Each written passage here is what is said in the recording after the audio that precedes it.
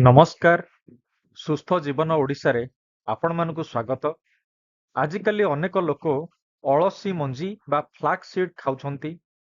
କେଉଁମାନେ ଏହାକୁ ଖାଇବା ଉଚିତ, କେଉଁମାନେ ଖାଇବା ଉଚିତ ନୁହେଁ, ଏହାର କ'ଣ ସବୁ ପାର୍ଶ୍ୱ ପ୍ରତିକ୍ରିୟା ବା ସାଇଡ୍ ଇଫେକ୍ଟ ରହିଛି, ଏ ସବୁ ବିଷୟରେ ଆଜିର ଭିଡ଼ିଓରେ ଆପଣମାନଙ୍କୁ କହିବି। ଚ୍ୟାନେଲଟିକୁ ସବସ୍କ୍ରାଇବ କରିବା ପାଇଁ ଅନୁରୋଧ। ଆସନ୍ତୁ ଆଗକୁ ବଢ଼ିବା। ଅଳସୀ ମଞ୍ଜି ବିଷୟରେ ଯଦି ଆମେ ଓଡ଼ିଶାରେ ଆମର ପୂର୍ବଜ, ଆମର ଅଜା, ଆଈ, ଜେଜେବାପା, ଜେଜେମା ଏମାନଙ୍କୁ ପଚାରିବା, ତାହେଲେ ଜାଣିବାକୁ ପାଇବା ଯେ ସେମାନେ ଅଳସୀ ମଞ୍ଜି ସେତେ ବ୍ୟବହାର କରୁନଥିଲେ ବା କମ୍ ବ୍ୟବହାର କରୁଥିଲେ। ତେଣୁ ଅଳସୀ ମଞ୍ଜି ଏକ ଔଷଧ, ଏହା ଖାଦ୍ୟ ନୁହେଁ। ବିଭିନ୍ନ ପ୍ରକାରର ବାତ ସମ୍ବନ୍ଧୀୟ ସମସ୍ୟାରେ ଏହାର ଉପଯୋଗ କରାଯାଏ। ଯେଉଁମାନେ ବାତ ରୋଗୀ, ଯେଉଁମାନଙ୍କର ଶରୀର ଦୁର୍ବଳ, ପତଳା ଏବଂ ଶରୀରରେ ଅଧିକ ଶୁଷ୍କତା ବା ଡ୍ରାଏନେସ୍ ଥାଏ, ସେମାନେ ଏହାକୁ ଔଷଧ ରୂପେ ବ୍ୟବହାର କରିପାରିବେ। ଅଳସୀ ମଞ୍ଜି ବା ଅଳସୀ ତେଲର ମଧ୍ୟ ବ୍ୟବହାର କରାଯାଏ। ଏହା ଶରୀର ପୀଡ଼ା, ସାଇଟିକା, କେଶ ଓ ଚର୍ମ ଶୁଷ୍କତା, ପେଟ ଦରଜ ଓ ବାୟୁ ବିକାର, କୋଷ୍ଠକାଠିନ୍ୟ ଓ ତରଳ, ଋତୁସ୍ରାବ ଯନ୍ତ୍ରଣା, ଶୁଖିଲା କାଶ, ଆଣ୍ଠୁଗଣ୍ଠି ଯନ୍ତ୍ରଣା ଓ ଆଣ୍ଠୁଗଣ୍ଠିରୁ କଟକଟ ଶବ୍ଦ ତଥା ଶାରୀରିକ ଶୁଷ୍କତା ଓ ଦୁର୍ବଳତା କ୍ଷେତ୍ରରେ ଶରୀରର ବଳବର୍ଦ୍ଧକ ଭାବରେ ଏହାକୁ ବ୍ୟବହାର କରାଯାଏ। କୌଣସି ଜିନିଷର ଉପକାରିତା କହିଲା ବେଳେ ପ୍ରାୟ ପ୍ରତ୍ୟେକ ଭିଡ଼ିଓରେ ସେହି ଜିନିଷର ଗୁଣଧର୍ମ ଏବଂ ତାହା କେଉଁ ପ୍ରକୃତିର ବ୍ୟକ୍ତିଙ୍କ ପାଇଁ ପ୍ରଯୁଜ୍ୟ ଏସବୁ ବିଷୟ ମୁଁ କହିଥାଏ। ଆସନ୍ତୁ ଜାଣିବା ଅଳସୀର ଗୁଣଧର୍ମ ବିଷୟରେ। ଏହା ଉଷ୍ଣ, ଗୁରୁପାକ ଏବଂ ସ୍ନିଗ୍ଧ ବା ଚିକ୍କଣତା ଯୁକ୍ତ, ମଧୁର ଓ ତିକ୍ତ ରସଯୁକ୍ତ ଅଟେ। କଫ ଏବଂ ପିତ୍ତ ଦୋଷକୁ ଏହା ବୃଦ୍ଧି କରିଥାଏ, କିନ୍ତୁ ବାତ ବା ଶୁଷ୍କତା ଥିବା ରୋଗୀଙ୍କ ପାଇଁ ଏହା ସର୍ବୋତ୍ତମ ଔଷଧ ଅଟେ। ଏଥିରେ ଓମେଗା-3 ଫ୍ୟାଟି ଏସିଡ୍ ଥାଏ। ଏଥିରେ ବହୁତ ପରିମାଣରେ ଫ୍ୟାଟ୍ ଥାଏ ବା ଟ୍ରାଇଗ୍ଲିସରାଇଡ୍ ଥାଏ, ଯାହାକି ପାଖାପାଖି 42%। ଏଥିରେ ଅଧିକ ଫାଇବର ମଧ୍ୟ ଥାଏ, ସେଥିପାଇଁ ଏହାକୁ ଟେକ୍ସଟାଇଲ ଇଣ୍ଡଷ୍ଟ୍ରିରେ ମଧ୍ୟ ବ୍ୟବହାର କରାଯାଏ। ଏହା ଏକ ତୈଳବୀଜ ହୋଇଥିବାରୁ ଏହାକୁ ଭାଜି ଖାଇବା ଉଚିତ ଅଟେ। ଭଜା ଅଳସୀ ଅତି ବେଶୀରେ 1 ଚାମଚ ଦୈନିକ ଅଳ୍ପ କିଛି ଦିନ ଖାଇପାରିବେ। ଅଳସୀରୁ ପ୍ରସ୍ତୁତ ତେଲ ମଧ୍ୟ ଅତ୍ୟନ୍ତ ଉପଯୋଗୀ ଅଟେ।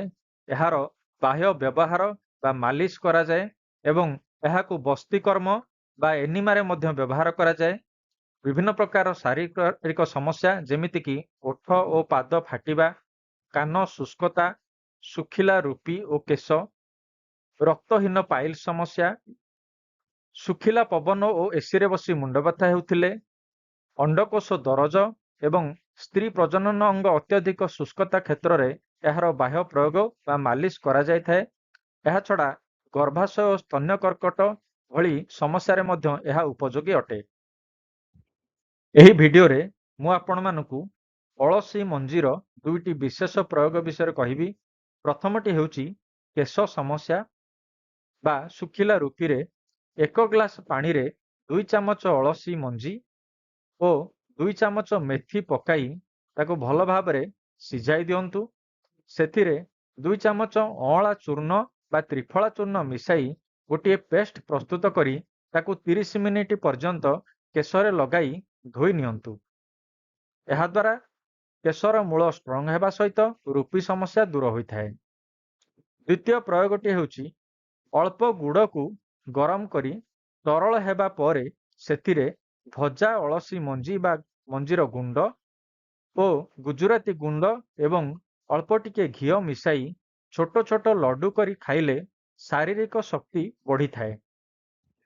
ଭଜା ଅଳସୀ ମଞ୍ଜି ଖାଇବା ଦ୍ୱାରା କ'ଣ କ'ଣ ଉପକାରିତା ମିଳିଥାଏ ସେସବୁ ବିଷୟରେ କହିଲି।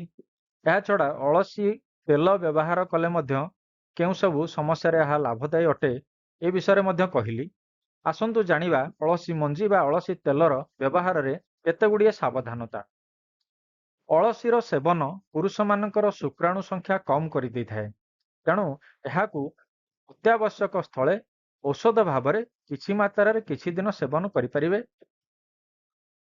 ଏସିଡିଟି ବା ଅମ୍ଳପିତ୍ତ, ଅତ୍ୟଧିକ ଝାଳ ବାହାରିବା, ମେଦବହୁଳତା ଏବଂ ଶରୀରରେ ଅସହ୍ୟ ଗରମ ବା ଜଳାପୋଡ଼ା ହେଉଥିଲେ ତଥା ମୁଖର ଘା, ରକ୍ତସ୍ରାବ, ଆଖି ରୋଗ ଇତ୍ୟାଦି ସମସ୍ୟା ଥିଲେ ଅଳସୀ କିମ୍ବା ଏହାର ତେଲ ବ୍ୟବହାର କରନ୍ତୁ ନାହିଁ।